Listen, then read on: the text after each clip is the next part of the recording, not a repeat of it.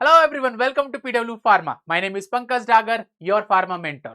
RRB railway recruitment board की तरफ से सन 05 2026 में 126 फार्मासिस्ट एंट्री ग्रेड लेवल के लिए पोस्ट अनाउंस हुई। इन 120 पोस्ट के लिए बच्चे प्रिपेयर तो कर रहे हैं, लेकिन बहुत सारे बच्चों के मन में बहुत सारे डाउट हैं। तो आज की इस वीडियो में मैं वो सभी डाउट्स को क्लियर करने वाला हूं, क्योंकि इस वीडियो में मैं आपके साथ डिस्कस करूंगा salary, job profile, eligibility, exam criteria, ये सब मुद्दों पे आपसे आज बात करने वाला हूं मैं इस वीडियो के अंदर। साथ ही साथ मैं आपको बताऊंगा कि फार्मा में कौन कौन से टॉपिक्स से ज्यादा सवाल पूछे जाते हैं, राइट।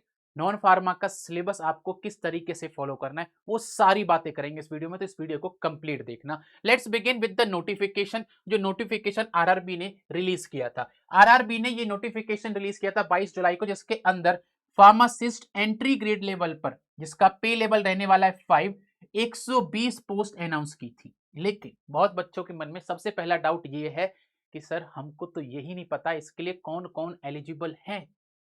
बहुत बच्चों को यही नहीं पता है कि सर क्या इसमें डी फार्म के लिए जो अभी कुछ दिन पहले नोटिस आया था कि वो एलिजिबल नहीं रहेंगे, क्या वो इस ही पोस्ट से एप्लीकेबल होगा।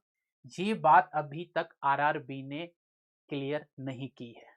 You have to wait. जब ये वैकेंसीज का जोन वाइज बाइफर्गेशन आएगा, उस टाइम पर आपको ये चीज की क्लैरिटी मिल जाएगी कि इसमें डी फार्म के स्टूडेंट्स जो है वो एलिजिबल हैं कि नहीं। हाँ, ये बात तो श्योर है कि जो बी फार्म के स्टूडेंट्स होंगे वो इसमें एलिजिबल हैं, लेकिन they should be registered pharmacist. याद रखना इस चीज को, उनका रजिस्ट्रेशन कंप्लीट होना चाहिए। अगर वो रजिस्टर्ड फार्मासिस्ट नहीं है then they are not eligible, right. So आपका रजिस्ट्रेशन फुल्ली कंप्लीट होना चाहिए। ये मत सोचना कि मैंने अप्लाई कर दिया है, अप्लाई करने के बाद मुझे जब आएगा तब मैं दिखा दूंगा। नहीं, आपका रजिस्ट्रेशन कंप्लीट होना चाहिए जब आपका फॉर्म फिल करने की डेट आ जाएगी। फॉर्म फिल करने की डेट भी मोस्ट प्रोबेबली आपकी जहां तक मुझे लग रहा है कि अगस्त के एंड में या फिर सितंबर के फर्स्ट वीक तक आ जानी चाहिए, राइट। चलिए, अब मैं आगे अगर आपसे बात करूं, अगर मैं आगे आपसे बात करूं यहां पर सैलरी स्ट्रक्चर, क्योंकि यहीं से आपको मोटिवेशन मिलने वाला है। यही है मेन चीज जिससे आपको मोटिवेशन मिलेगा।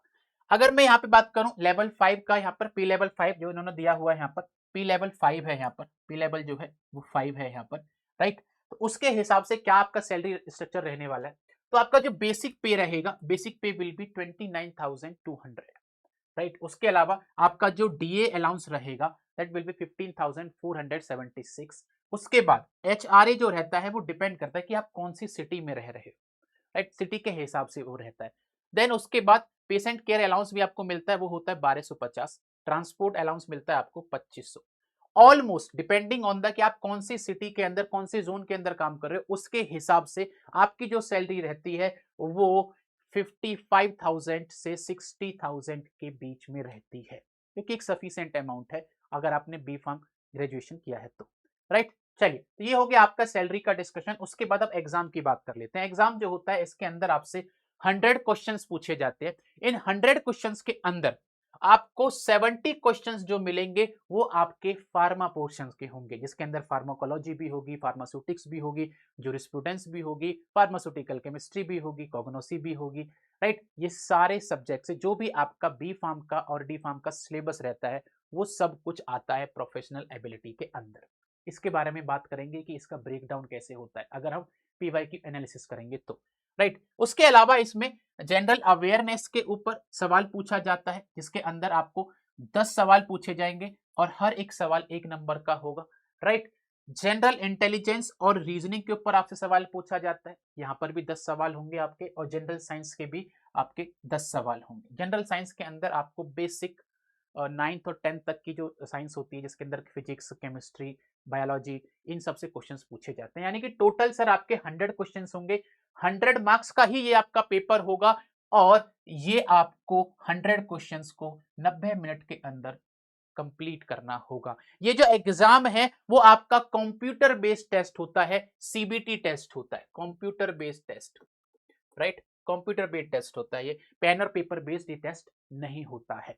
इसमें अगर आपने जो भी सवाल ठीक किया आपको 1 मार्क्स मिलेगा, आपने अगर उसको स्किप किया तो 0 पे रहेंगे आप, और अगर आपने गलत किया, नेगेटिव मार्किंग जो है 1/3 रहने वाली है, यानी कि हर 3 सवाल गलत करने पे आपका 1 मार्क्स कट जाएगा, राइट, 1 मार्क आपका कम हो जाएगा। क्लियर? चलिए, ये हो गया हमारा एग्जाम पैटर्न। अब बात कर लेते हैं थोड़े से सिलेबस के और डिटेल की।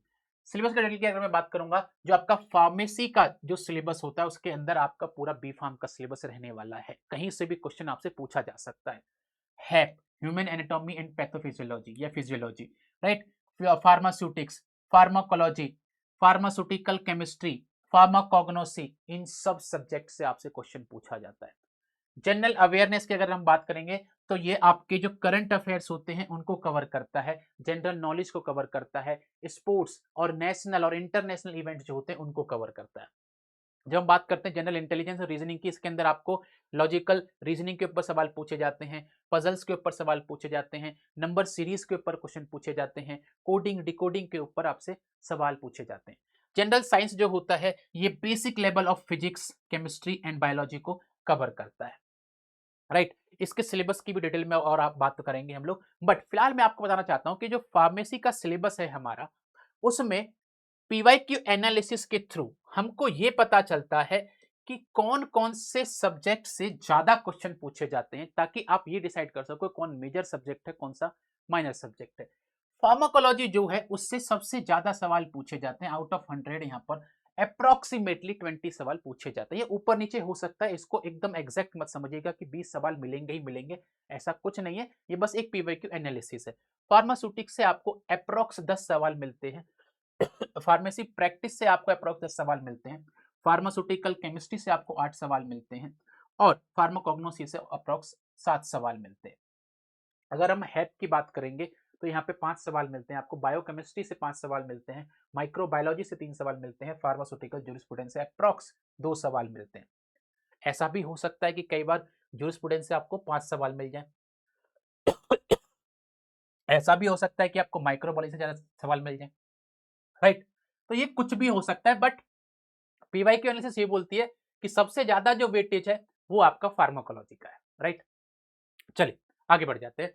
अब बात कर लेते हैं कि हम लोग जो हमारा नॉन फार्मा का सिलेबस है उसके अंदर हमको क्या पढ़ना है। नॉन फार्मा के सिलेबस के अंदर अगर हम देखें जनरल अवेयरनेस, जिसके 10 मार्क्स के क्वेश्चन आते हैं, नहीं 10 क्वेश्चन आते हैं, उसमें आपको करंट अफेयर्स पढ़ने हैं लास्ट 6 से 12 महीने के, लास्ट 6 से 12 महीने के करंट अफेयर्स पढ़ने, जिसके अंदर Indian polity, constitution, fundamental rights, articles, parliament, इन इसके बारे में आपको पढ़ना है, थोड़ा सा हिस्ट्री के बारे में, है ना, उसके बाद ज्योग्राफी के बारे में, साइंस और टेक्नोलॉजी के जो रिसेंट एडवांसमेंट होंगे उसके बारे में आपसे सवाल पूछा जा सकता है। इसरो नोबेल प्राइजेस किसको मिला है रिसेंटली, वो आपको देख लेना है। गवर्नमेंट की कोई स्कीम अगर लॉन्च हुई हो, पॉलिसीज अगर लॉन्च हुई हो, उसके बारे में आपसे सवाल पूछा जा सकता है। Award and honours, books and authors के बारे में आपसे सवाल पूछे जा सकते हैं। उसके बाद अगर हम बात करेंगे जनरल इंटेलिजेंस और रीजनिंग की, इसके अंदर नंबर एंड लेटर सीरीज से सवाल पूछा जाता है। Coding decoding, blood relations, syllogisms, analogy classification, direction sense tense जो होता है कि डायरेक्शन आपको दे देते हैं कि इधर से इधर गया उधर से इधर गया, तो बताइए किस डायरेक्शन में है अभी। Then seating arrangement, statement and conclusion, puzzles, साथ ही साथ थोड़ा सा मैथमेटिक का पोर्शन भी आता है इसके अंदर ही, percentage and ratio proportion, profit and loss, time and work, time speed and distance, इन सब से भी आपसे सवाल पूछे जाते हैं। फिर वही जनरल साइंस की अगर हम बात करेंगे तो इसमें बायोलॉजी से आपसे क्वेश्चन पूछे जाते हैं, इसके अंदर ह्यूमन एनाटॉमी आती है, डिसीजेस के बारे में, वैक्सीन के बारे में, जेनेटिक्स के बारे में आपसे सवाल पूछा जाता है। फिजिक्स, केमिस्ट्री, यहाँ से बहुत बेसिक बेसिक सवाल आपसे आते हैं। अगर मैं आपसे बात करूं बायोलॉजी और केमिस्ट्री, ये आप हैप में पढ़ लेते हो सब कुछ, हैप के अंदर तो ये वहीं कवर हो जाता है जब आप फार्मा का पोर्शन पढ़ रहे होते हो। केमिस्ट्री आप जब ऑर्गेनिक केमिस्ट्री और इनऑर्गेनिक केमिस्ट्री पढ़ते हो अपने फार्मा पोर्शन के लिए, तो वहां पर कवर हो जाता है, तो यहाँ पर भी आप अपने सवालों को आसानी से बना सकते हो। हाँ, नो डाउट आपको थोड़ा सा फिजिक्स के बारे में पढ़ना होगा, बट ये 10 मार्क्स आपके लिए बहुत ईजी होते हैं, बहुत अच्छे स्कोरिंग आपके बेनिफिट करते हैं, राइट। चलिए अब अगर मैं आपसे बात करूं कि हमको तैयारी स्टार्ट करनी कैसे चाहिए, सबसे पहला काम आपका ये होगा, आप पहले पीवाईक्यूज की एनालिसिस करोगे अपने लिए। पीवाईक्यूज एनालिसिस, देखो मैं नो डाउट मैंने आपको पीवाईक्यूज एनालिसिस करके दिखाई है, बट जितना आप अपने हिसाब से एनालिसिस कर कर देखोगे, एक एक टॉपिक को, एक एक सब्जेक्ट को ब्रेक डाउन करके देखोगे, आपका दिमाग उतना तेज होता चला जाएगा उसके अंदर। सबसे पहला काम आपका होना चाहिए कि आपको पीवाईक्यूज एनालिसिस करनी है, राइट। जो हमारा 2024 में पेपर जो आया है, राइट, 2025 के अंदर जो उसका पेपर हुआ था, तो ये सारी चीजें आपको देखनी है कि भाई सवाल किस तरीके के आए थे। एनालिसिस आपको मिल जाएगी भाई, आपको यूट्यूब पर बहुत सारे पीवाईक्यूज मिल जाएंगे पुराने आरआरबी के एग्जाम्स के, आपको टेलीग्राम पर भी मिल जाएंगे, इंटरनेट पे आपको पूरे के पूरे पीवाईक्यूज मिल जाएंगे, तो आप उनको डाउनलोड करके एनालिसिस परफॉर्म जरूर कीजिएगा। उसके बाद जैसे ही आपकी ये एनालिसिस परफॉर्म हो जाए, start with pharmacology, start with pharmacology, या फिर आप क्या कर सकते हैं, आपका जो भी फेवरेट सब्जेक्ट है उससे आप स्टार्ट कर सकते हो। फार्माकोलॉजी में आप क्लासिफिकेशन से स्टार्ट कर सकते हो। क्लासिफिकेशन तो आप कंटिन्यू रखना, हमेशा क्लासिफिकेशन कंटिन्यू रखना। कोई भी सब्जेक्ट आप पढ़ रहे हो, क्लासिफिकेशन हर रोज आपको पढ़नी ही पढ़नी है, अलग अलग कैटेगरी की क्लासेस की, राइट। जैसे ही आप कोई टॉपिक पढ़ो, उसके पीवाईक्यूज आप सॉल्व करने की कोशिश करो, उसके एमसीक्यूज आप सॉल्व करो। प्रैक्टिस बहुत जरूरी है, प्रैक्टिस अगर नहीं करोगे, कितना ही पढ़ते रहना, कभी भी एग्जाम क्वालिफाई नहीं होगा। सो प्रैक्टिस जो है वो बहुत जरूरी है। आपको पीवाईक्यूज और एमसीक्यूज सॉल्व करने ही करने। अगर आपको नहीं समझ में आ रहा कहां से करने, हमारी वाईटी के ऊपर, यूट्यूब के ऊपर, जहां पर आप हमारा ये वीडियो देख रहे हो, उस पर डेली सुबह 11 बजे से क्लास होती है। सुबह 11 बजे से हर एक सब्जेक्ट की यहां पर एमसीक्यूज एंड पीवाईक्यूज सॉल्व कराए जाते हैं, तो वहां भी आप ये प्रैक्टिस कर सकते हो, राइट। सिंपल फॉर्मूला है, पहले आपको पीवाईक्यू एनालिसिस करनी है, उससे आपको आइडेंटिफाई करना है कौन सा मेजर सब्जेक्ट है। ऑल्दो मैंने भी बताया, बट फिर भी मैं चाहता हूं कि आप खुद से करें उस चीज को। उसके बाद आपको अपने फेवरेट सब्जेक्ट से या फिर फार्माकोलॉजी से अपना प्रिपरेशन स्टार्ट करना है, और उसके बाद उसके एमसीक्यूज या पीवाईक्यूज की प्रैक्टिस करनी है। बस इतनी सिंपल सी स्ट्रेटेजी है ये, राइट। सो आज की इस वीडियो में मेरी तरफ से दोस्तों इतना ही। आई होप आपको कुछ क्लैरिटी मिली होगी, मोटिवेशन भी मिला होगा सैलरी स्ट्रक्चर को देख के, एग्जाम का पैटर्न क्या रहता है ये भी समझ में आया होगा, और नॉन फार्मर सिलेबस आपके लिए क्या क्या इंपॉर्टेंट रहने वाला है वो सब भी मैंने आज की इस वीडियो में डिस्कस किया। So that's it from my side, thank you so much for joining, we will meet in some other video, thank you everyone.